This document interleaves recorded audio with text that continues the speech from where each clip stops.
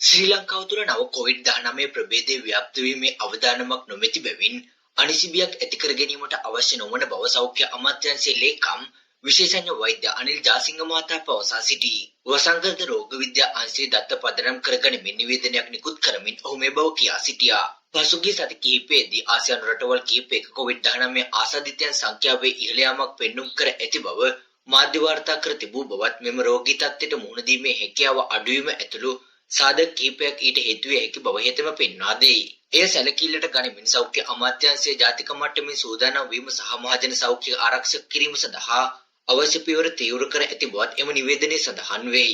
ඇතිවිය හැකි වසංගත තත්ත්වයට මුහුණ දීම සඳහා සෞඛ්‍ය අමාත්‍යාංශය විසින් රෝහල් පද්ධතිද සූදානම් කර තිබේ. COVID-19 තත්ත්වයේ කාලයත් සමග සිදුවන වෙනස්කම් පිළිබඳ සෞඛ්‍ය බලධාරීන් අවධානය සිටින අතර ඔවුන් නිල වශයෙන් ලබා දෙන තොරතුරු කෙරෙහි පමණක් අවධානය යොමු කළ සෞඛ්‍ය හා ජනමාධ්‍ය අමාත්‍යාංශයේ ලේකම්වරයා මහජනතාවගෙන් ඉල්ලා සිටී.